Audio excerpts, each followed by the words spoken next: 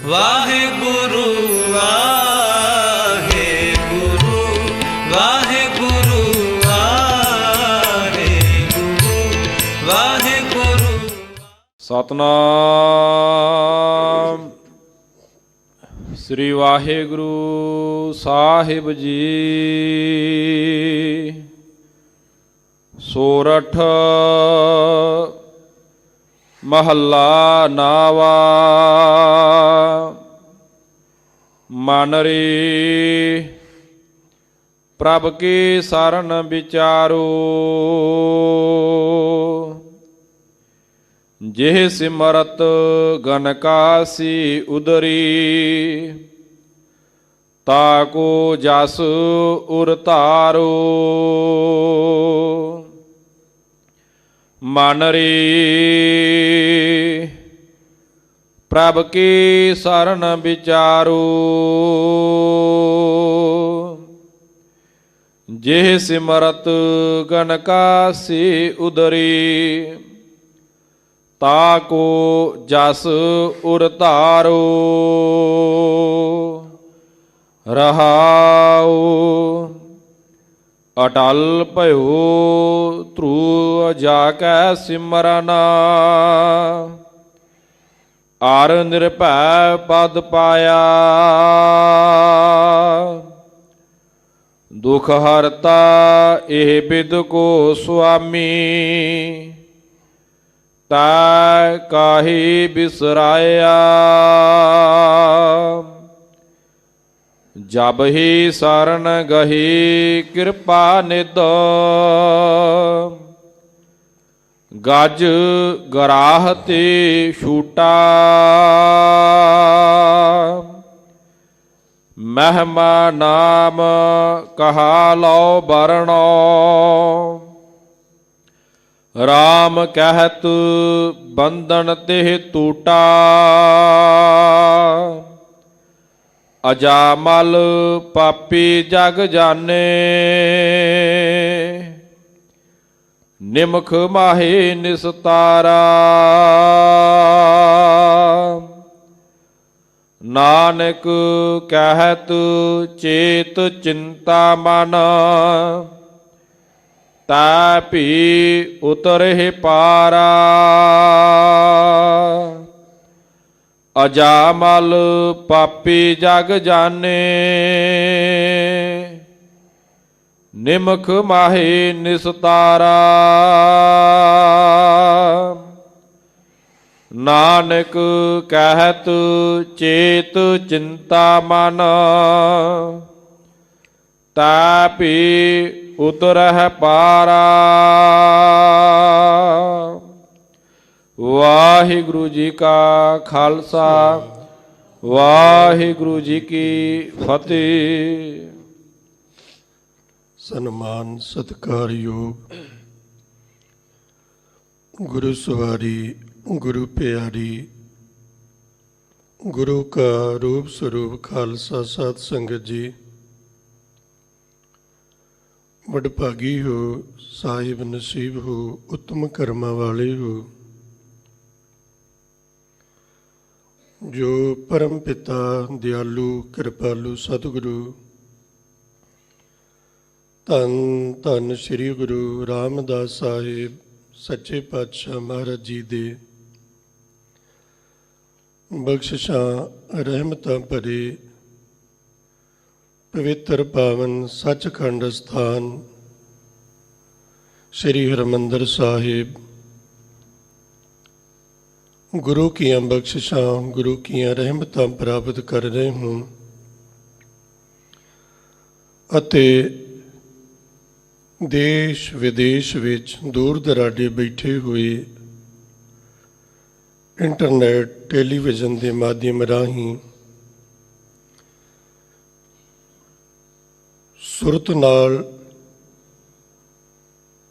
ਗੁਰੂ ਦੇ ਸ਼ਬਦ ਨਾਲ ਸਨੇਹ ਕਰਕੇ ਆਪ ਜੀ ਅੰਮ੍ਰਿਤ ਵੇਲੇ ਤੋਂ ਆਨੰਦ ਮਾਣ ਰਹੇ ਹੋ। ਸਤਿਗੁਰੂ ਪਾਤਸ਼ਾਹ ਮਹਾਰਾਜ ਜੀ ਨੇ ਮਹਾਨ ਬਖਸ਼ਿਸ਼ ਸੰਸਾਰ ਦੇ ਭਲੇ ਹਿੱਤ ਕੀਤੀ ਹੈ। ਅੰਮ੍ਰਿਤ ਵੇਲੇ ਦੇ ਆਏ ਹੋਏ ਪਵਿੱਤਰ ਪਾਵਨ ਮੁੱਖ ਵਾਕ ਜੋ ਸਮੁੱਚੀ ਮਾਨਵਤਾ ਦੇ ਭਲੇ ਲਈ ਸਤਿਗੁਰੂ ਮਹਾਰਾਜ ਜੀ ਨੇ ਬਖਸ਼ੇ। ਸਾਹਿਬ ਸ੍ਰੀ ਗੁਰੂ ਤੇਗ ਬਹਾਦਰ ਸਾਹਿਬ ਮਹਾਰਾਜ 9ਵੇਂ ਪਾਤਸ਼ਾਹ ਗਰੀਬ ਨਵਾਜ ਜੀ ਦੇ ਪਵਿੱਤਰ ਪਾਵਨ ਮੁਖਾਰ ਬਿੰਦ ਤੋਂ ਉਚਾਰਨ ਹੋਏ ਸੋਰਠ ਰਾਗ ਅੰਦਰ ਪਾਵਨ ਗੁਰਫਰਮਾਨ, ਜਿਸ ਵਿੱਚ ਸਤਿਗੁਰਾਂ ਨੇ ਕਿਰਪਾ ਕੀਤੀ ਹੈ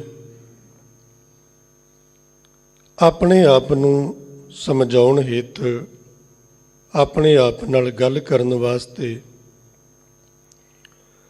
ਮਨ ਨੂੰ ਮਾੜੇ ਪਾਸੇ ਤੋਂ ਹੋੜ ਕੇ ਗੁਰੂ ਦੀ ਬਖਸ਼ਿਸ਼ ਨਾਲ ਨੇਕੀ ਚੰਗਿਆਈ ਵਾਲੇ ਪਾਸੇ,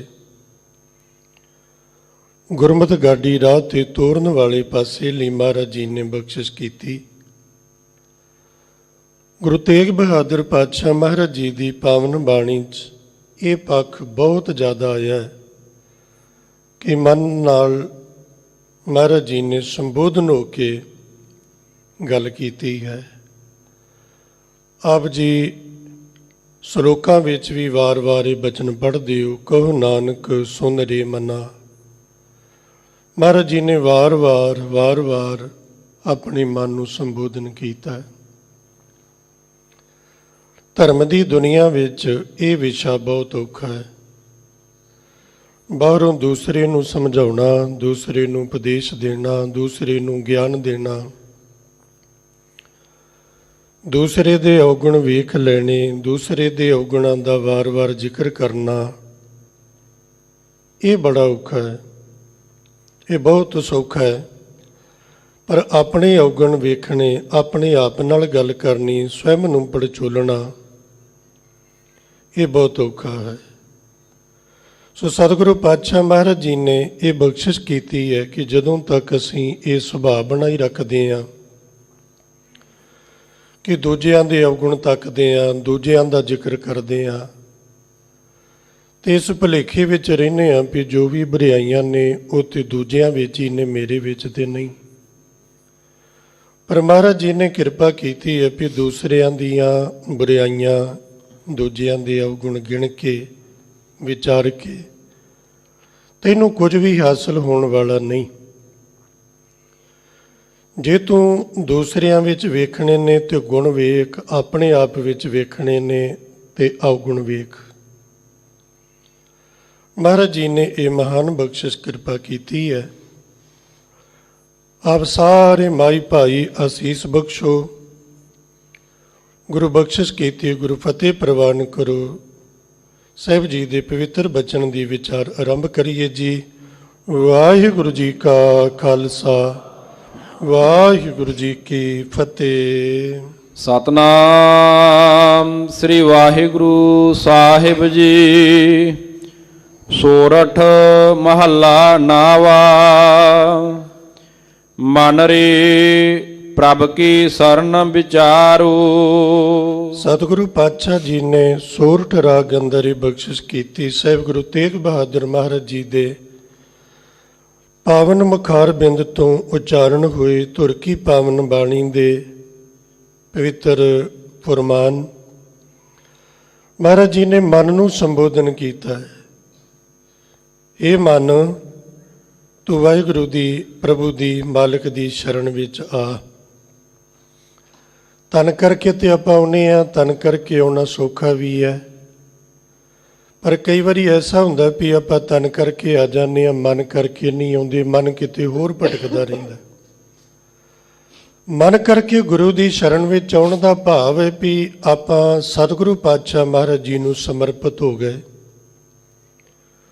ਗੁਰੂ ਦੀ ਗੱਲ ਨੂੰ ਮੰਨ ਲਿਆ, ਗੁਰੂ ਦੇ ਬਚਨ ਤੇ ਯਕੀਨ ਕਰ ਲਿਆ, ਗੁਰੂ ਦੇ ਬਚਨ ਤੇ ਭਰੋਸਾ ਕਰ ਲਿਆ, ਔਰ ਮਨ ਵਿੱਚ ਇੱਕ ਮਾਲਕ ਤੋਂ ਬਿਨਾਂ ਕਿਸੇ ਹੋਰ ਦੀ ਟੇਕ, ਕਿਸੇ ਹੋਰ ਦਾ ਭਰੋਸਾ, ਕਿਸੇ ਹੋਰ ਤੇ ਯਕੀਨ ਨਾ ਹੋਵੇ। ਮਨ ਦੀ ਭਟਕਣਾ ਤੇ ਹੀ ਹੈ ਨਾ। ਦੁਨਿਆਵੀ ਸੁੱਖਾਂ ਦੀ ਖਾਤਰ ਕਦੀ ਕਿਸੇ ਕੋਲ, ਕਦੀ ਕਿਸੇ ਕੋਲ ਜਾਏਗਾ, ਭਰਮ ਵਿੱਚ ਪਏਗਾ, ਭਟਕੇਗਾ। ਸਤਿਗੁਰਾਂ ਨੇ ਕਿਰਪਾ ਕੀਤੀ, ਮਨਾ ਤੂੰ ਇਹ ਭਟਕਣਾ ਛੱਡ ਦੇ। ਥੋੜਾ ਭਟਕਿਆ ਕਿਤੇ, ਹੁਣ ਤੱਕ ਭਟਕੀ ਰਿਹਾ।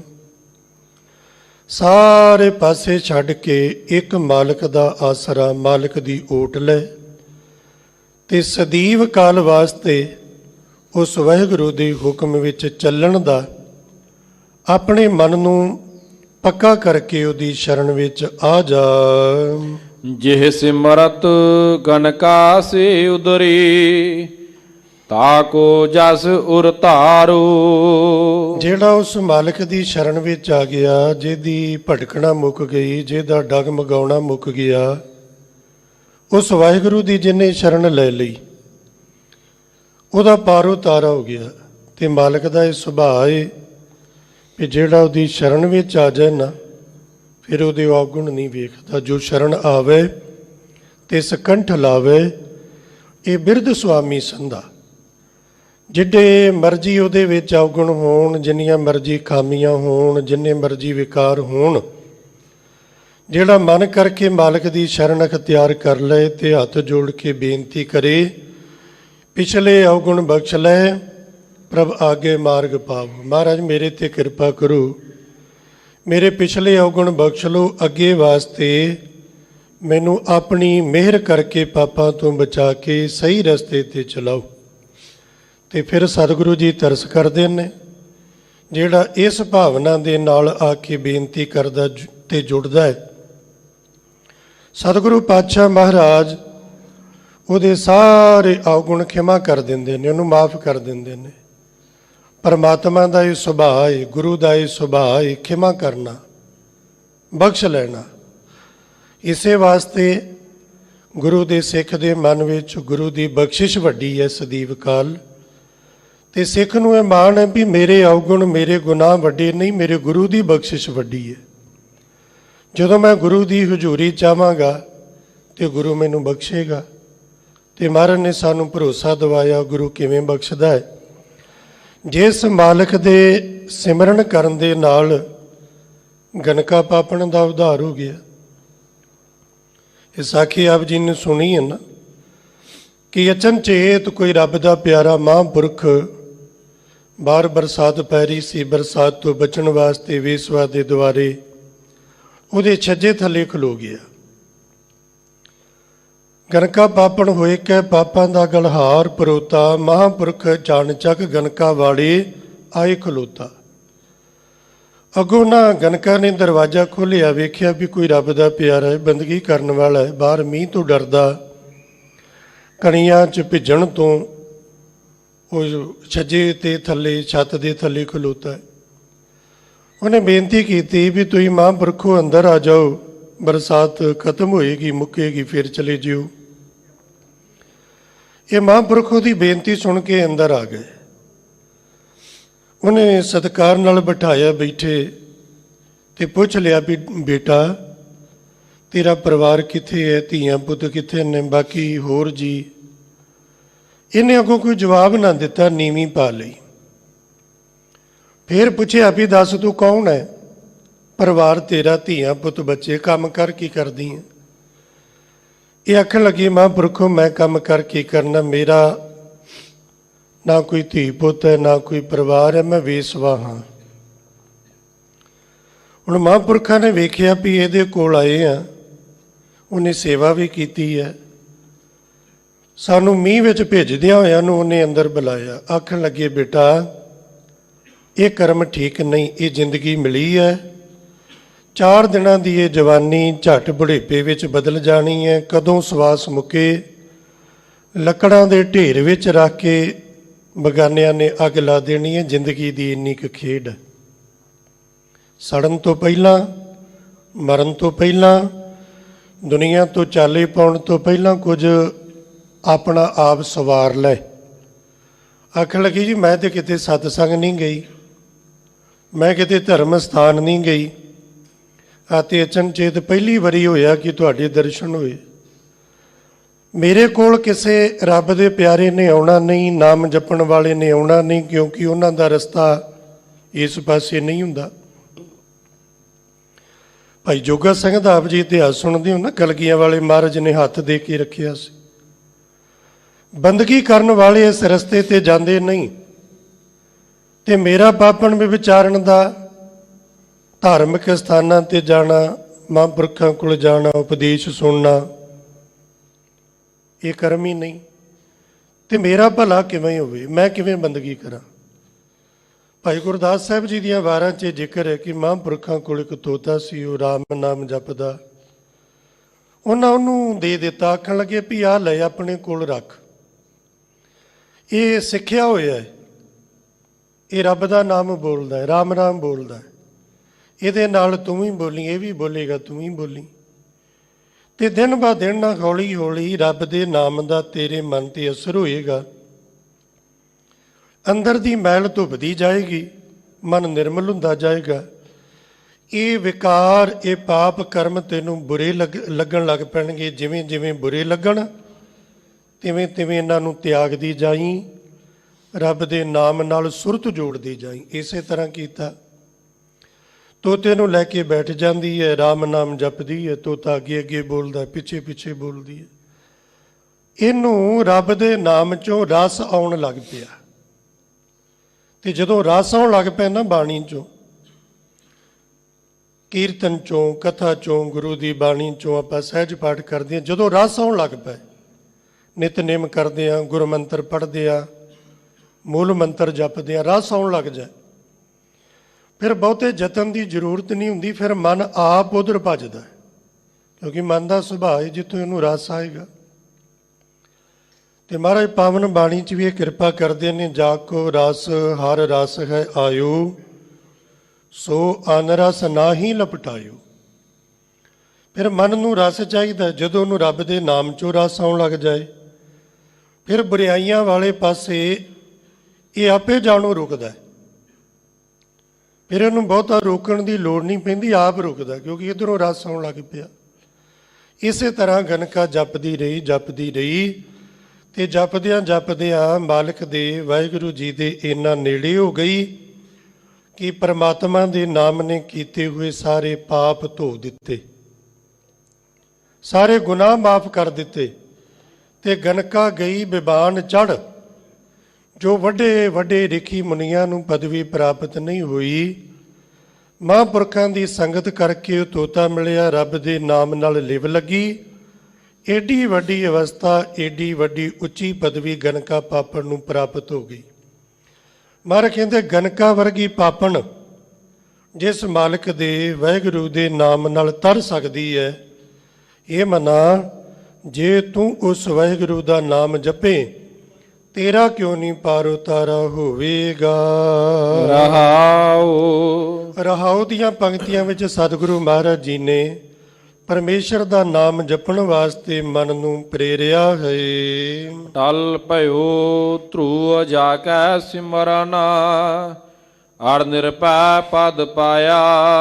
ਫਿਰ ਅੱਗੇ ਧਰੂ ਦੀ ਸਾਖੀ ਆਉਂਦੀ ਹੈ, ਧਰੂ ਦਾ ਜ਼ਿਕਰ ਆਉਂਦਾ ਹੈ, ਜਿੰਨੇ ਛੋਟੀ ਉਮਰੇ ਆਪਣੇ ਪਿਤਾ ਦੀ ਗੋਦ ਵਿੱਚ ਬੈਠਾ ਸੀ। ਇਹਦਾ ਵੀ ਜ਼ਿਕਰ ਭਾਈ ਗੁਰਦਾਸ ਸਾਹਿਬ ਕਰਦੇ ਨੇ। ਧਰੂ ਹੱਸਦਾ ਘਰ ਆਇਆ, ਕਰ ਪਿਆਰ ਪਿਓ ਕੁਚੜ ਲੀਤਾ, ਬਾਹੋਂ ਪਕੜ ਉਠਾਲਿਆ, ਮਨ ਵਿੱਚ ਰੋਸ ਮਤਰੇਈ ਕੀਤਾ। ਇਹ ਰਾਜੇ ਉਤਾਨਪਾਦ ਦਾ ਪੁੱਤਰ ਹੈ, ਬਾਹਰੋਂ ਖੇਡਦਾ ਆਇਆ, ਆਪਣੇ ਪਿਓ ਦੀ ਗੋਦ ਵਿੱਚ ਬੈਠ ਗਿਆ। ਇਹਦੀ ਮਤਰੇਈ ਮਾਂ ਨੇ ਵੇਖਿਆ ਕਿ ਇਹ ਰਾਜੇ ਦੀ ਗੋਦ ਵਿੱਚ ਬੈਠਾ ਹੈ, ਰਾਜਾ ਇਹਨੂੰ ਪਿਆਰ ਕਰੇਗਾ, ਕੱਲ ਨੂੰ ਰਾਜ ਭਾਗ ਵੀ ਇਹਨੂੰ ਦੇ ਦੇਗਾ। ਉਹ ਗੁੱਸੇ ਵਿੱਚ ਆਈ, ਉਹਨੇ ਆ ਕੇ ਨਾ ਬਾਹੋਂ ਪਕੜ ਉਠਾ ਲਿਆ, ਮਨ ਵਿੱਚ ਰੋਸ ਮਤਰੇਈ ਕੀਤਾ। ਧਰੂ ਨੂੰ ਨਾ ਬਾਹ ਤੋਂ ਫੜ ਕੇ ਰਾਜੇ ਉਤਾਨਪਾਦ ਦੀ ਗੋਦ 'ਚੋਂ ਉਠਾਤਾ। ਮਾੜੇ ਬੋਲ ਵੀ ਬੋਲੇ, ਤਾਨੇ ਮਿਹਣੇ ਵੀ ਕਹੇ ਵੀ ਜੇ ਰਾਜੇ ਦੀ ਗੋਦ ਵਿੱਚ ਬਹਿਣਾ ਸੀ ਨਾ, ਮੇਰੀ ਕੁੱਖੋਂ ਜਨਮ ਲੈਂਦਾ, ਮੇਰੀ ਸੌਂਕਣ ਦੀ ਕੁੱਖੋਂ ਜੰਮਿਆ, ਰਾਜੇ ਦੀ ਗੋਦ ਵਿੱਚ ਨਹੀਂ ਬੈਠ ਸਕਦਾ। ਹੁਣ ਇਹ ਤੇ ਨਿਆਣਾ ਸੀ, ਛੋਟੀ ਉਮਰ ਹੈ, 5 ਸਾਲ ਦਾ। ਇਹ ਗੋਦ 'ਚੋਂ ਉੱਠਿਆ ਤੇ ਆਪਣੀ ਮਾਂ ਕੋਲ ਗਿਆ। ਇਹਦੀ ਮਾਂ ਸੀ ਤੇ ਰਾਣੀ, ਪਰ ਸੌਂਕਣ ਨੇ ਉਹਦੀ ਹਾਲਤ ਇਹ ਕਰ ਦਿੱਤੀ ਵੀ ਗੋਲੀਆਂ ਤੋਂ ਬਦਤਰ ਉਹਦੀ ਹਾਲਤ ਹੈ, ਗੋਲੀਆਂ ਵਾਂਗੂ ਰਹਿਣਾ ਪੈਂਦਾ। ਇਹ ਆ ਕੇ ਨਾ ਆਪਣੀ ਮਾਂ ਨੂੰ ਪੁੱਛਦਾ, ਡੱਡੋ ਲਿਖਾ ਮਾਂ ਪੁੱਛੇ, ਤੂੰ ਸੁਆਣੀ ਹੈ ਕਿ ਸਰੀਤਾ। ਤੂੰ ਤੇ ਆਖਦੀ ਹੈ ਕਿ ਇਹ ਰਾਜਾ ਮੇਰਾ ਪਿਤਾ ਹੈ, ਤੂੰ ਦੀ ਰਾਣੀ ਹੈ, ਤੇ ਜੇ ਤੂੰ ਉਹਦੀ ਰਾਣੀ ਹੈ, ਮੈਂ ਉਹਦਾ ਪੁੱਤਰ ਹਾਂ, ਉਹ ਮੇਰਾ ਪਿਤਾ ਹੈ। ਫਿਰ ਉਹ ਦੂਜੀ ਨੇ ਮੈਨੂੰ ਬਾਹੋਂ ਫੜ ਕੇ ਉਠਾਲ ਕਿਵੇਂ ਦਿੱਤਾ? ਤੂੰ ਝੂਠ ਮੇਰੇ ਨਾਲ ਕਿਉਂ ਬੋਲਿਆ? ਜੇ ਮੈਂ ਰਾਜੇ ਦਾ ਪੁੱਤਰ ਹੁੰਦਾ ਤੇ ਮੇਰਾ ਇਹ ਨਿਰਾਦਰ, ਮੇਰੀ ਇਹ ਬੇਇੱਜ਼ਤੀ, ਮੇਰਾ ਇਹ ਅਪਮਾਨ ਨਾ ਹੁੰਦਾ। ਹੁਣ ਮਾਤਾ ਸੀ ਸਿਆਣੀ, ਮਾਤਾ ਸੀ ਗਿਆਨ ਵਾਲੀ, ਅਕਲ ਵਾਲੀ, ਉਹਨੇ ਫਿਰ ਉਪਦੇਸ਼ ਦਿੱਤਾ। ਸਿਆਣੀ ਮਾਂ ਹੁੰਦੀ ਹੈ ਨਾ, ਉਹ ਬੱਚੇ ਨੂੰ ਚੰਗਾ ਉਪਦੇਸ਼ ਦਿੰਦੀ ਹੈ, ਤੇ ਜਿਹੜੀ ਮਾਂ ਨੂੰ ਆਪ ਮਤ ਨਾ ਹੋਵੇ, ਉਹ ਬੱਚੇ ਦੇ ਮਨ 'ਚ ਜ਼ਹਿਰ ਭਰ ਦਿੰਦੀ ਹੈ। ਚਾਚੀਆਂ ਤਾਈਆਂ ਦੇ ਪ੍ਰਤੀ, ਆਂਢ ਗੁਆਂਢ ਦੇ ਪ੍ਰਤੀ, ਤੇ ਬੱਚੇ ਨੂੰ ਤੇ ਉਹਦੀ ਨਿਰਮਲ ਬੁੱਧ ਹੁੰਦੀ ਹੈ, ਜੋ ਸਿਖਾਓ ਉਹਨੇ ਸਿੱਖ ਲੈਣਾ। ਤੇ ਜਦੋਂ ਬੱਚਾ ਮਾਤਾ ਪਿਤਾ ਦੇ ਅਧੀਨ ਹੋਵੇ, ਉਦੋਂ ਫਿਰ ਮਾਪਿਆਂ ਦਾ ਇਹ ਫਰਜ਼ ਹੁੰਦਾ ਕਿ ਬੱਚਿਆਂ ਨੂੰ ਮਾੜੀ ਗੱਲ ਨਾ ਸੁਣਾਈ ਜਾਵੇ, ਮਾੜੀ ਗੱਲ ਨਾ ਸਿਖਾਈ ਜਾਵੇ। ਈਰਖਾ, ਦੁਈ, ਦਵੈਸ਼, ਨਫ਼ਰਤ, ਉਸ ਵਾਲੇ ਪਾਸੇ ਤੋਂ ਬੱਚੇ ਨੂੰ ਉੜਿਆ ਜਾਵੇ। ਪਿਛਲੇ ਦਿਨਾਂ ਤੋਂ ਸ਼ਹੀਦੀ ਦਿਹਾੜੇ ਚੱਲ ਰਹੇ ਨੇ ਨਾ ਸਾਹਿਬਜ਼ਾਦਿਆਂ ਦੇ, ਤੇ ਆਪਾਂ ਇਹਨਾਂ ਦਿਹਾੜਿਆਂ ਨੂੰ ਸਿਰਫ ਇਹ ਨਹੀਂ ਵੀ ਇਹਨਾਂ ਦਿਹਾੜਿਆਂ ਵਿੱਚ ਜੁੜੇ ਜ਼ਿਕਰ ਕੀਤਾ, ਸਾਹਿਬਜ਼ਾਦਿਆਂ ਦੀ ਸ਼ਹੀਦੀ ਕਿਵੇਂ ਹੋਈ, ਮਹਾਰਾਜ ਜੀ ਨੇ ਸਾਰਾ ਕੁਝ ਕਿਵੇਂ ਕੀਤਾ, ਉਹ ਸੁਣਾ ਕੇ ਤੇ ਫਿਰ ਗੱਲ ਬੰਦ ਕਰ ਦਈਏ ਕਿ ਸਾਹਿਬਜ਼ਾਦਿਆਂ ਦੀ ਸ਼ਹੀਦੀ ਤੱਕ ਇਹ ਪ੍ਰਸੰਗ ਕਹਿ ਕੇ ਤੇ ਫਿਰ ਭੁੱਲ ਹੀ ਜਾਈਏ। ਵੈਸੇ ਭੁੱਲਦੇ ਵੀ ਆਪਾਂ ਬੜੀ ਛੇਤੀ ਹਾਂ। ਇਹਨਾਂ ਦਿਨਾਂ ਦੇ ਵਿੱਚ ਇੱਕ ਝਬਕੀ ਜੀ ਆਉਂਦੀ ਹੈ ਤੇ ਆਪਾਂ ਝੱਟ ਇਹਨਾਂ ਸ਼ਹੀਦੀਆਂ ਨੂੰ ਭੁੱਲ ਕੇ ਤੇ ਕ੍ਰਿਸਮਸ ਦੀਆਂ ਵਧਾਈਆਂ ਵਿੱਚ ਉਧਰ ਰੁੱਝ ਜਾਂਦੇ ਹਾਂ। ਆਪਣੇ ਬੱਚਿਆਂ ਨੂੰ ਸਾਹਿਬਜ਼ਾਦਿਆਂ ਦੀਆਂ ਸਾਖੀਆਂ ਸੁਣਾਉਣ ਤੋਂ ਪਾਸੇ ਹੋ ਕੇ ਉਹਨਾਂ ਵਰਗੇ ਦੁਮਾਲੇ, ਉਹਨਾਂ ਵਰਗੀਆਂ ਦਸਤਾਰਾਂ, ਉਹਨਾਂ ਵਰਗੇ ਬਾਣੇ, ਉਹਨਾਂ ਵਰਗੀਆਂ ਸ੍ਰੀ ਸਾਹਿਬਾਂ, ਇਹ ਪਵਾਉਣ ਦਾ ਮਨ 'ਚ ਖਿਆਲ ਨਹੀਂ ਆਉਂਦਾ। ਤੇ ਲਾਲ ਰੰਗ ਦੀਆਂ ਵਰਦੀਆਂ ਪਵਾ ਕੇ, ਸਿਰ 'ਤੇ ਟੋਪੀ ਪਾ ਕੇ ਉਹਨੂੰ ਸਾਂਤਾ ਕਲੌਜ ਦੀਆਂ ਕਹਾਣੀਆਂ ਸੁਣਾਉਂਦੇ, ਇਹ ਦਿਨ ਵਿੱਚ ਆ ਜਾਂਦਾ।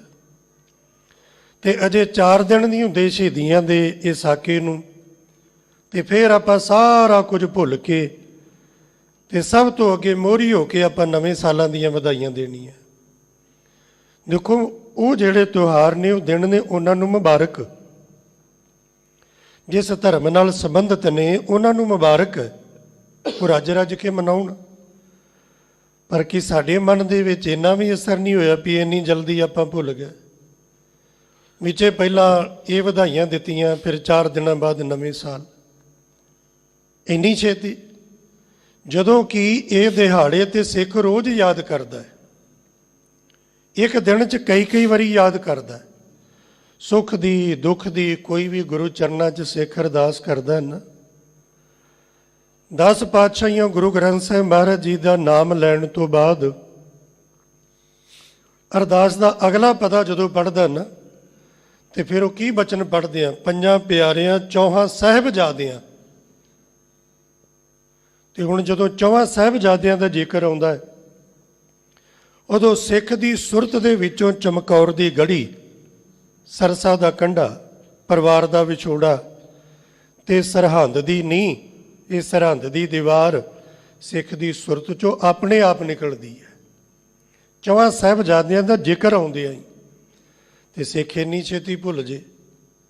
ਹੁਣ ਜਦੋਂ ਅਸੀਂ ਭੁੱਲ ਜਾਂਦੇ ਆ, ਆਹ ਕੁਝ ਕਰਦੇ ਆ, ਨਿਆਣਿਆਂ ਨੂੰ ਇਹੋ ਜਿਹੇ ਕੱਪੜੇ ਪਾਉਂਦੇ ਆ, ਉਹਨਾਂ ਦੀਆਂ ਫੋਟੋ ਖਿੱਚਦੇ ਆ, ਫਿਰ ਕਿਤੇ ਨਾ ਕਿਤੇ ਸਮਾਂ ਪਾ ਕੇ ਉਹ ਨਿਆਣਾ ਆਪਣੀਆਂ ਫੋਟੋ ਵੇਖਦਾ ਹੈ, ਉਹ ਲਾਲ ਵਰਦੀਆਂ ਵਾਲੀਆਂ, ਇਸ਼ਾਰਾ ਕਾਫੀ ਹੈ, ਤੁਸੀਂ ਸਾਰਾ ਕੁਝ ਸਮਝਦੇ ਆ। ਤੇ ਨਿਆਣੇ ਦੇ ਮਨ 'ਚ ਕਿਤੇ ਨਾ ਕਿਤੇ ਤੇ ਗੱਲ ਆਉਂਦੀ ਹੈ ਨਾ ਵੀ ਇਹ ਵਰਦੀਆਂ ਸਾਨੂੰ ਕਿਉਂ ਪਾਈਆਂ, ਵੀ ਸਾਡਾ ਉਹਨਾਂ ਨਾਲ ਕੋਈ ਸੰਬੰਧ ਹੈ, ਕੋਈ ਰਿਸ਼ਤਾ ਹੈ। ਤੇ ਇਹ ਮਾਰ ਬੜੀ ਵਗਰੀ ਹੈ ਪੰਜਾਬ 'ਚ, ਲੋਭ ਲਾਲਚ ਦੇ ਕੇ, ਬੜਾ ਕੁਝ ਦੇ ਕੇ, ਬੜੀਆਂ ਝੂਠੀਆਂ ਕਹਾਣੀਆਂ ਘੜ ਕੇ, ਕਰਾਮਾਤਾਂ ਦਿਖਾ ਕੇ, ਤੇ ਲੋਕਾਂ ਨੂੰ ਆਪਣੇ ਵੱਲ ਪ੍ਰੇਰ ਰਹੇ ਨੇ ਵੀ ਸਾਡੇ ਵੱਲ ਆ ਜਾਓ ਜੀ, ਸਾਡੀਆਂ ਕਰਾਮਾਤਾਂ ਨੇ। ਇੱਕ ਹੱਥ ਜੋੜ ਕੇ ਬੇਨਤੀ, ਪਿੱਛੇ ਕਰੋਨੇ ਦੇ 2 ਸਾਲ ਨਿਕਲੇ ਨਾ, ਉਹਨੇ ਬੜਾ ਕੁਝ ਸਿਖਾਇਆ। ਜੇ ਆਪਾਂ ਸਿੱਖੀਏ ਨਾ, ਉਹਨੇ ਬੜਾ ਕੁਝ ਸਿਖਾਇਆ। ਕੋਈ ਉਹਨਾਂ ਦਿਨਾਂ 'ਚ ਜਾਦੂ ਟੋਣੇ ਕਰਨ ਵਾਲਾ, ਕੋਈ ਧਾਗੇ ਤਵੀਤ ਕਰਨ ਵਾਲਾ, ਕੋਈ ਫੂਕਾ ਮਾਰਨ ਵਾਲਾ, ਤੇ ਕੋਈ ਇਸ ਤਰ੍ਹਾਂ ਦਾ ਕਰਾਮਾਤੀ, ਕੋਈ ਸਾਹਮਣੇ ਨਹੀਂ ਆਇਆ, ਕੁੱਲ ਸੰਸਾਰ 'ਚੋਂ ਸਾਹਮਣੇ ਨਹੀਂ ਆਇਆ। ਅੱਗੋਂ ਪਿੱਛੋਂ ਤੇ ਇੱਕ ਸ਼ਹਿਰ 'ਚੋਂ ਤੁਸੀਂ 40-40 ਲੱਭ ਲਓਗੇ। ਇੱਥੇ ਤਾਂ ਕੋਈ ਗਿਣਤੀ ਨਹੀਂ ਨਾ ਕਿ ਆਹ ਕਰਾਮਾਤ ਵੇਖੋ ਜੀ, ਸਾਡੇ ਕੋਲ ਆਏ, ਸਾਡੇ ਕੋਲ ਆਏ। ਕਰੋਨਾ 'ਚ ਇੱਕ ਵੀ ਨਹੀਂ ਸਾਹਮਣੇ ਆਇਆ। ਤੇ ਸਾਨੂੰ ਸਮਝ ਲੈਣਾ ਚਾਹੀਦਾ ਨਾ, ਸਾਨੂੰ ਥੋੜ੍ਹਾ ਜਿਹਾ ਖਿਆਲ ਕਰਨਾ ਚਾਹੀਦਾ ਵੀ ਇਹਨਾਂ ਦੇ ਪੱਲੇ ਕੁਝ ਨਹੀਂ। ਜਿਹਦੀ ਧੰਨ ਗੁਰੂ ਗ੍ਰੰਥ ਸਾਹਿਬ ਮਹਾਰਾਜ ਜੀ ਕੋਲੋਂ ਪੂਰੀ ਨਾ ਪਈ, ਉਹਦੀ ਦੁਨੀਆ ਦੇ ਕਿਸੇ ਦਰ ਤੋਂ ਪੂਰੀ ਨਹੀਂ ਪੈ ਸਕਦੀ। ਜਿਹੜਾ ਧੰਨ ਗੁਰੂ ਰਾਮਦਾਸ ਮਹਾਰਾਜ ਜੀ ਦੇ ਦਰੋਂ ਖਾਲੀ ਚਲਾ ਗਿਆ ਨਾ, ਯਾਦ ਰੱਖਣਾ, ਉਹ ਜਿੱਥੇ ਮਰਜ਼ੀ ਚਲੇ ਜੇ ਉਹਨੂੰ ਕਿਤੇੋਂ ਕੁਝ ਨਹੀਂ ਮਿਲ ਸਕਦਾ। ਮਹਾਰਾਜ ਕਹਿੰਦੇ ਸਭ ਕੁਛ ਘਰ ਮੈਂ ਬਾਹਰ ਨਾਹੀਂ, ਬਾਹਰ ਟੋਲੇ ਸੋ ਭਰਮ ਭੁਲਾਹੀ। ਸੋ ਇਸ ਵਾਸਤੇ ਇਹਨਾਂ ਦਿਨਾਂ ਨੂੰ ਯਾਦ ਕਰਨਾ ਚਾਹੀਦਾ, ਰੋਜ਼ ਯਾਦ ਕਰਨਾ ਚਾਹੀਦਾ। ਤੇ ਯਾਦ ਕਰਨਾ ਚਾਹੀਦਾ ਆਪਣੇ ਬੱਚਿਆਂ ਨੂੰ। ਹੁਣ ਦਾਦੀ ਮਾਂ ਦਾ ਇਤਿਹਾਸ ਪੜ੍ਹਦੇ ਹਾਂ। ਦਾਦੀ ਮਾਂ ਨੇ ਕੀ ਕੀਤਾ? ਠੰਡੇ ਬੁਰਜ ਵਿੱਚ ਬੈਠ ਕੇ ਦਾਦੀ ਮਾਂ ਨੇ ਗੁਰਬਾਣੀ ਪੜ੍ਹੀ, ਇਤਿਹਾਸ ਸੁਣਾਇਆ। ਗੁਰੂ ਤੇਗ ਬਹਾਦਰ ਮਹਾਰਾਜ ਜੀ ਦੀ ਸ਼ਹੀਦੀ, ਗੁਰੂ ਅਰਜਨ ਦੇਵ ਮਹਾਰਾਜ ਜੀ ਦੀ ਸ਼ਹੀਦੀ ਇਹ ਸੁਣਾਈ। ਤੇ ਅੱਜ ਦੀ ਦਾਦੀ ਮਾਂ ਉਹ ਰਜਾਈ 'ਚ ਬੈਠ ਕੇ ਵੀ ਨਿਆਣੇ ਨੂੰ ਟੀਵੀ ਵਿਖਾਉਂਦੀ ਹੈ, ਨਾਲ ਆਪ ਵੇਖਦੀ ਹੈ। ਇਹਨਾਂ ਦਿਨਾਂ 'ਚੋਂ ਆਪਾਂ ਸਿੱਖਣਾ ਹੈ ਕਿ ਬੱਚਿਆਂ ਨੂੰ ਗੁਰੂ ਨਾਲ ਕਿਵੇਂ ਜੋੜਨਾ ਹੈ।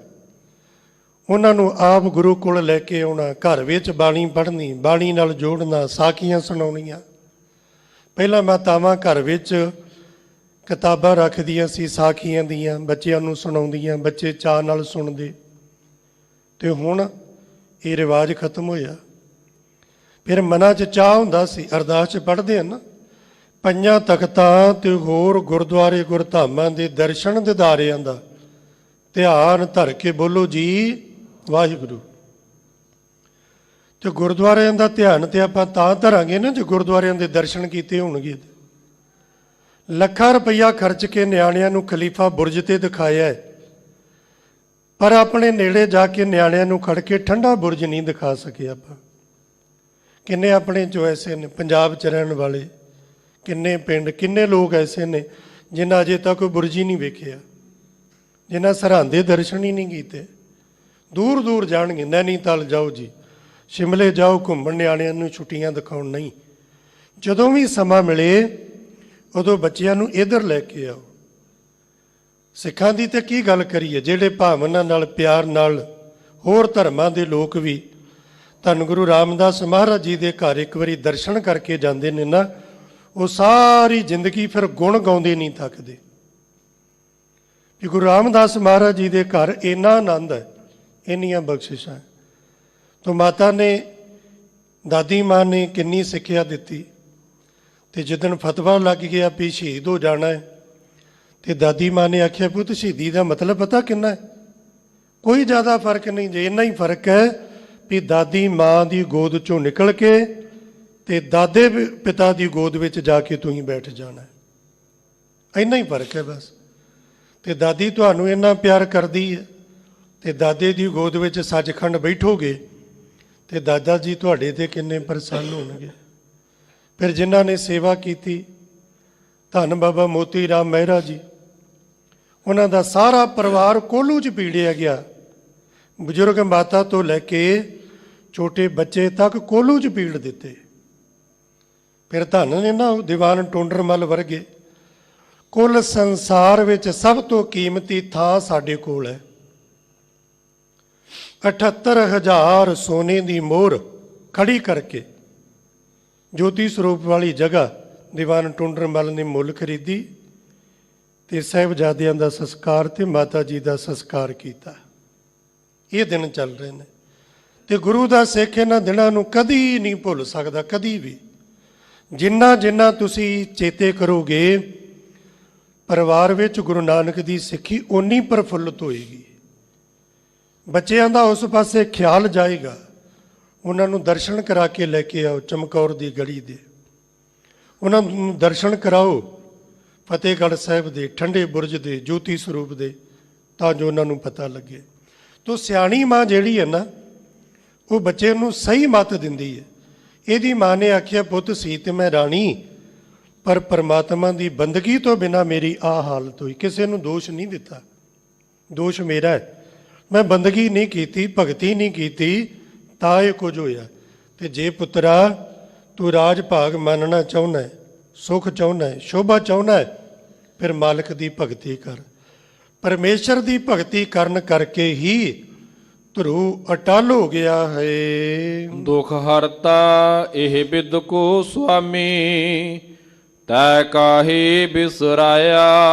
ਇਹ ਮਨਾ ਤੂੰ ਉਸ ਵਾਹਿਗੁਰੂ ਨੂੰ ਕਿਉਂ ਵਿਸਾਰ ਦਿੱਤਾ ਜਿਹੜਾ ਸਾਰੇ ਹੀ ਦੁੱਖਾਂ ਨੂੰ ਨਾਸ਼ ਕਰਨ ਵਾਲਾ ਹੈ। ਕੋਈ ਇਹ ਨਹੀਂ ਇੱਕ ਅੱਧਾ ਦੁੱਖ ਨਹੀਂ, ਸਾਰੇ ਹੀ ਦੁੱਖਾਂ ਨੂੰ। ਜਿਹੜਾ ਵੀ ਵਾਹਿਗੁਰੂ ਦਾ ਨਾਮ ਲਵੇ, ਪਰਮਾਤਮਾ ਨੂੰ ਯਾਦ ਕਰੇ, ਤਨ ਦੇ ਤਲ ਤੇ ਮਨ ਦੇ ਤਲ ਤੇ ਧਨ ਕਰਕੇ ਕੋਈ ਵੀ ਦੁੱਖ ਹੋਵੇ, ਪਰਮਾਤਮਾ ਸਾਰੇ ਦੁੱਖ ਦੂਰ ਕਰ ਦਿੰਦਾ ਹੈ। ਦੁੱਖਾਂ ਨੂੰ ਦੂਰ ਕਰਨ ਵਾਲੇ, ਸੁੱਖਾਂ ਨੂੰ ਬਖਸ਼ਿਸ਼ ਕਰਨ ਵਾਲੇ ਐਸੇ ਵਾਹਿਗੁਰੂ ਦੇ ਨਾਮ ਨੂੰ ਹੀ ਮਨਾ ਤੂੰ ਕਿਉਂ ਵਿਸਾਰ ਦਿੱਤਾ। ਜਬ ਹੀ ਸਰਨ ਗਹੀ ਕਿਰਪਾ ਨਿਦ, ਗੱਜ ਗਰਾਹ ਤੇ ਛੂਟਾ। ਇੱਥੇ ਮਨੁੱਖਾਂ ਦੀ ਤੇ ਗੱਲ ਕੀ, ਇੱਥੇ ਤੇ ਇੱਕ ਗੱਜ ਨੂੰ, ਹਾਥੀ ਨੂੰ ਤੰਦੂਏ ਨੇ ਜਕੜ ਲਿਆ। ਤੇ ਜ਼ਿਕਰ ਆਉਂਦਾ ਵੀ ਜਦੋਂ ਉਹਨੂੰ ਤੰਦੂਏ ਨੇ ਜਕੜ ਲਿਆ, ਫੜ ਲਿਆ, ਉਹਨੇ ਉਸ ਵਾਹਿਗੁਰੂ ਦੀ ਸ਼ਰਨ ਅਖਤਿਆਰ ਕੀਤੀ ਤੇ ਪਰਮਾਤਮਾ ਨੇ ਉਸ ਗੱਜ ਨੂੰ, ਹਾਥੀ ਨੂੰ ਤੰਦੂਏ ਕੋਲੋਂ ਬਚਾ ਲਿਆ, ਛਡਾ ਲਿਆ। ਜਿਹੜਾ ਪਸ਼ੂਆਂ ਦੀ ਵੀ ਪੁਕਾਰ ਸੁਣ ਕੇ ਉਹਨਾਂ ਨੂੰ ਦੁੱਖਾਂ ਤੋਂ, ਉਹਨਾਂ ਨੂੰ ਬਿਪਤਾ ਤੋਂ, ਉਹਨਾਂ ਨੂੰ ਪਰੇਸ਼ਾਨੀਆਂ ਤੋਂ ਬਚਾਉਂਦਾ ਹੈ। ਮਹਿਮਾ ਨਾਮ ਕਹਾ ਲਓ ਬਰਣੋ, ਰਾਮ ਕਹਿਤ ਬੰਧਨ ਤੇ ਟੂਟਾ। ਸਾਹਿਬ ਜੀ ਕਹਿੰਦੇ ਉਸ ਵਾਹਿਗੁਰੂ ਪਰਮਾਤਮਾ ਦੀ ਉਹਦੀ ਮਹਿਮਾ, ਉਹਦੀ ਸ਼ੋਭਾ ਕਿੱਥੋਂ ਤੱਕ ਕਰਾਂ। ਜਿੰਨੇ ਵੀ ਰੱਬ ਦਾ ਨਾਮ ਲਿਆ, ਚਾਹੇ ਕੋਈ ਨੀਵੀਂ ਜਾਤ, ਉੱਚੀ ਜਾਤ, ਗਰੀਬ, ਅਮੀਰ, ਕਿਸੇ ਵੀ ਧਰਮ ਦਾ, ਇਹ ਕੋਈ ਵਿਤਕਰਾ ਨਹੀਂ। ਇਹ ਬੰਦਿਆਂ ਦੇ ਬਣਾਏ ਹੋਏ ਇਹ ਵਿਤਕਰੇ ਨੇ। ਜਿੰਨੇ ਵੀ ਰੱਬ ਦਾ ਨਾਮ ਲਿਆ, ਪਰਮਾਤਮਾ ਨੇ ਉਹਦੇ ਸਾਰੇ ਬੰਧਨ ਕੱਟ ਦਿੱਤੇ।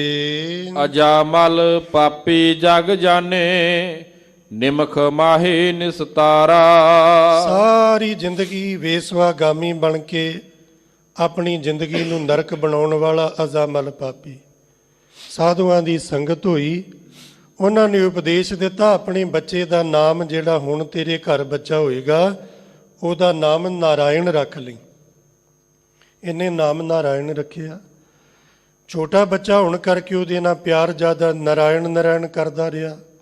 ਆਖਰੀ ਸਮਾਂ ਆਇਆ ਤੇ ਨਾਰਾਇਣ ਨਾਰਾਇਣ ਜਪ ਰਿਹਾ। ਨਾਰਾਇਣ ਨਾਰਾਇਣ ਕਹਿੰਦੇ ਆ, ਇਸ ਨਾਰਾਇਣ ਨਾਲੋਂ ਲਿਵ ਟੁੱਟੀ ਤੇ ਉਸ ਵਾਹਿਗੁਰੂ ਨਿਰੰਕਾਰ ਪਰਮੇਸ਼ਰ ਨਾਲ ਲਿਵ ਜੁੜ ਗਈ ਤੇ ਅਜ਼ਾਮਲ ਪਾਪੀ ਦਾ ਪਾਰ ਉਤਾਰਾ ਹੋ ਗਿਆ। ਨਾਨਕ ਕਹਿਤ ਚੇਤ ਚਿੰਤਾ ਮਨ, ਤੈ ਭੀ ਉਤਰਹਿ ਪਾਰਾ।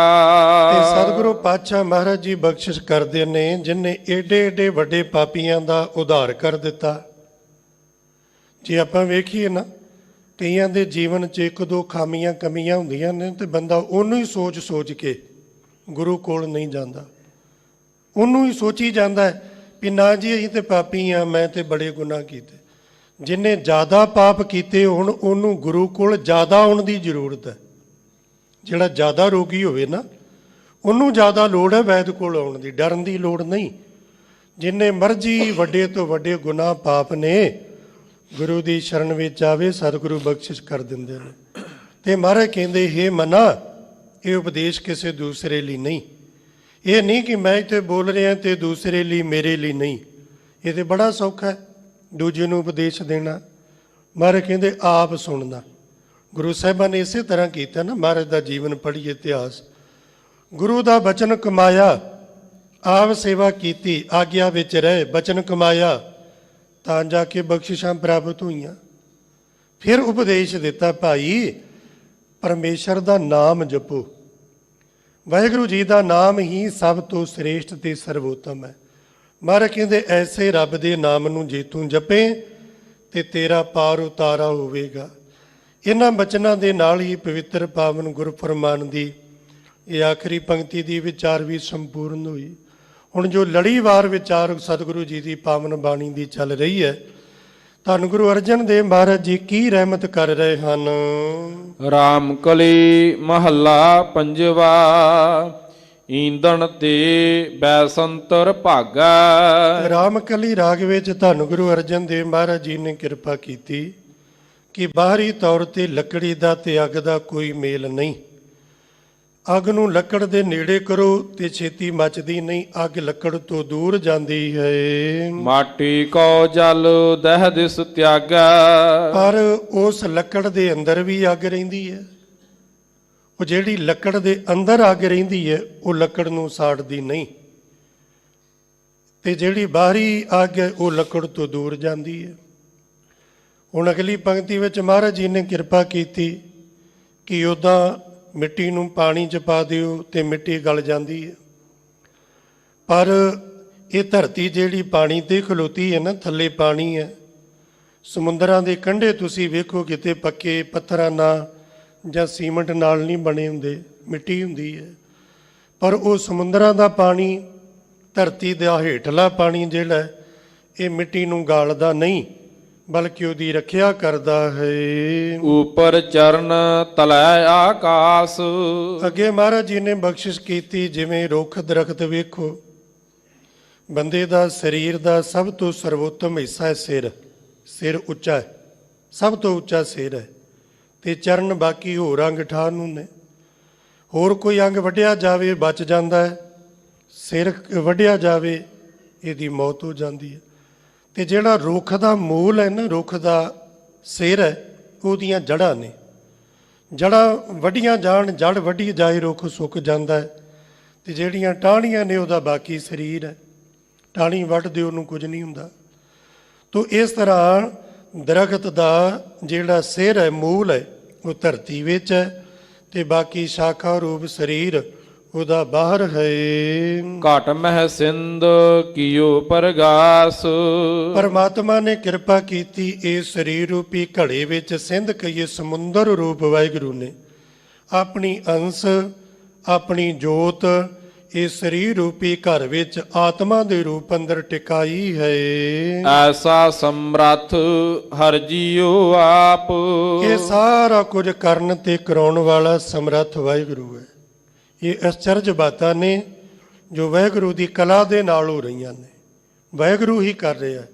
ਉਹਦੇ ਹੁਕਮ ਵਿੱਚ ਭੈ ਵਿੱਚ ਸੂਰਜ, ਭੈ ਵਿੱਚ ਚੰਦ, ਕੋ ਕਰੋੜੀ ਚਲਤ ਨਾ ਅੰਤ। ਸਾਰਾ ਕੁਝ ਉਸ ਮਾਲਕ ਦੇ ਹੁਕਮ ਵਿੱਚ ਹੋ ਰਿਹਾ ਹੈ। ਇੰਨੀ ਸਮਰੱਥਾ ਦਾ ਮਾਲਕ ਉਹ ਵਾਹਿਗੁਰੂ ਆਪ ਹੈ। ਨਿਮਖ ਨ ਬਿਸਰਾ ਜੀ ਭਗਤਨ ਕਾ। ਆਠ ਪਹਿਰ ਮਨ ਤਾ ਕੋ ਜਾਪ।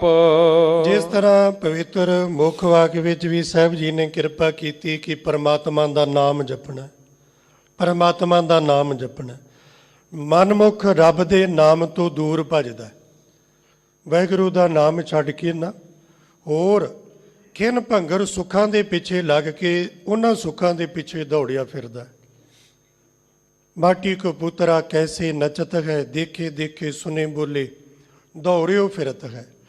ਜਬ ਕਾ ਛਪਾਵੇ ਤਬ ਗਰਭ ਕਰਤ ਹੈ, ਮਾਇਆ ਗਈ ਤਬ ਰੋਵਨ ਲਗਤ ਹੈ। ਤੇ ਜਿਹੜਾ ਗੁਰਮੁਖ ਹੈ ਉਹ ਮਾਇਆ ਦੇ ਪਿੱਛੇ ਨਹੀਂ ਦੌੜਦਾ, ਉਹ ਵਾਹਿਗੁਰੂ ਦੇ ਨਾਮ ਨਾਲ ਜੁੜਦਾ ਹੈ। ਤੇ ਵਾਹਿਗੁਰੂ ਫਿਰ ਕਿਰਪਾ ਕਰਦਾ ਹੈ। ਜਿਹੜਾ ਵਾਰ-ਵਾਰ ਜਪਦਾ ਹੈ, ਵਾਰ-ਵਾਰ ਜਪਦਾ ਹੈ, ਜਪਦਿਆਂ ਜਪਦਿਆਂ ਜਪਣ ਵਾਲੇ ਦੇ ਹਿਰਦੇ ਵਿੱਚ ਉਸ ਪਰਮੇਸ਼ਰ ਪਰਮਾਤਮਾ ਦਾ ਸਦੀਵ ਕਾਲ ਲਈ ਨਿਵਾਸ ਹੋ ਜਾਂਦਾ ਹੈ। ਰਹਾਉ। ਰਹਾਉ ਦੀਆਂ ਪੰਕਤੀਆਂ ਵਿੱਚ ਮਹਾਰਾਜ ਜੀ ਨੇ ਬਖਸ਼ਿਸ਼ ਕੀਤੀ, ਸਾਨੂੰ ਪਰਮਾਤਮਾ ਦਾ ਨਾਮ ਜਪਣ ਦੀ ਤਾਕੀਦ ਕੀਤੀ ਹੈ। ਪ੍ਰਥਮੇ ਮਾਖਣ ਪਾਛਾ ਦੂਧ। ਸਤਿਗੁਰੂ ਪਾਤਸ਼ਾਹ ਮਹਾਰਾਜ ਜੀ ਦੀ ਅਚਰਜ ਵਡਿਆਈ ਹੈ। ਜੀਵ ਮਾਤਾ ਦੇ ਗਰਭ ਵਿੱਚ ਆਉਂਦਾ ਹੈ, ਪਰਮਾਤਮਾ ਉਹਦੇ ਰਿਜ਼ਕ ਦਾ ਪ੍ਰਬੰਧ ਕਰਦਾ ਹੈ। ਪਹਿਲਾਂ ਮਾਤਾ ਦੇ ਅਸਥਨਾ ਵਿੱਚ ਮੱਖਣ ਰੂਪ ਉਹ ਦੁੱਧ ਹੁੰਦਾ ਹੈ। ਜਦੋਂ ਬਾਲਕ ਦਾ ਜਨਮ ਹੁੰਦਾ ਹੈ ਉਹ ਫਿਰ ਪਿਘਲ ਕੇ ਉਹਦੀ ਖੁਰਾਕ ਬਣ ਜਾਂਦਾ, ਉਹਨੂੰ ਦੁੱਧ ਦੀ ਪ੍ਰਾਪਤੀ ਹੁੰਦੀ ਹੈ। ਮੈਲੂ ਕੀਨੋ ਸਾਬੁਨ ਸੂਦ।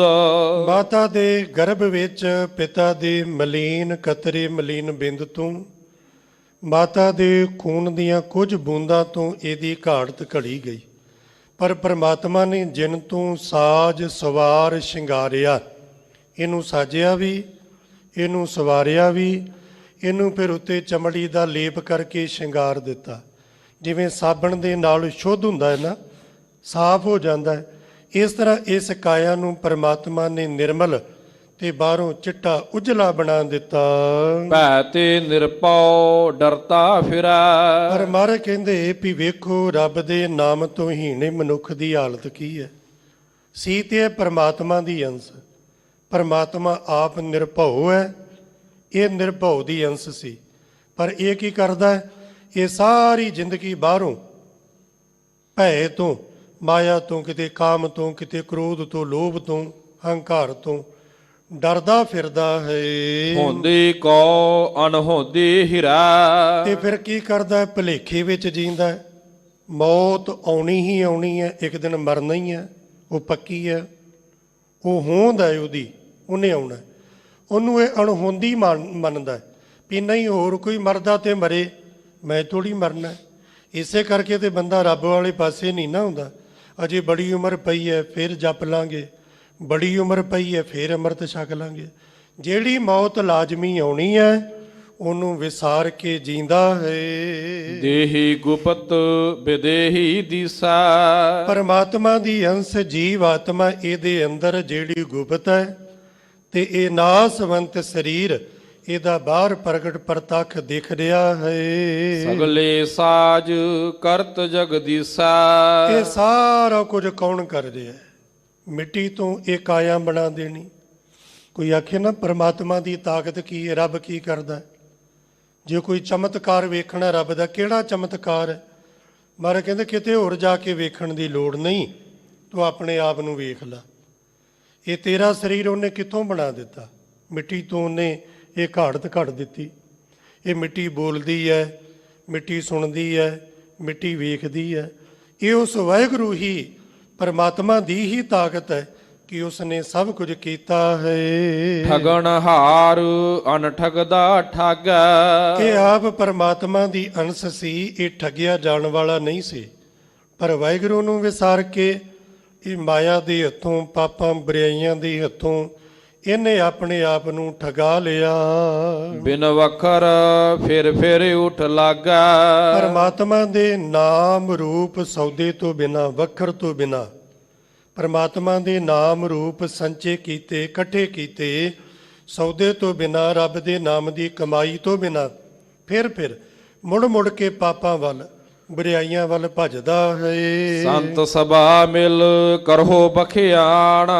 ਸਾਹਿਬ ਜੀ ਕਹਿੰਦੇ ਭਾਈ, ਪਰਮਾਤਮਾ ਦਾ ਨਾਮ ਜਪਣਾ, ਗੁਰੂ ਦੀ ਸੰਗਤ ਵਿੱਚ ਆ ਕੇ ਵਾਹਿਗੁਰੂ ਦੇ ਨਾਮ ਦਾ ਜ਼ਿਕਰ ਕਰਨਾ ਤੇ ਸੁਣਨਾ ਹੈ। ਸਿਮਰਿਤ ਸਾਸਤ ਵੇਦ ਪੁਰਾਣ। 27 ਸਿਮਰਤੀਆਂ, 6 ਸ਼ਾਸਤਰ, 4 ਵੇਦ ਤੇ 18 ਪੁਰਾਣ ਵੀ ਇਹੀ ਸਮਝਾਉਂਦੇ ਹਨ।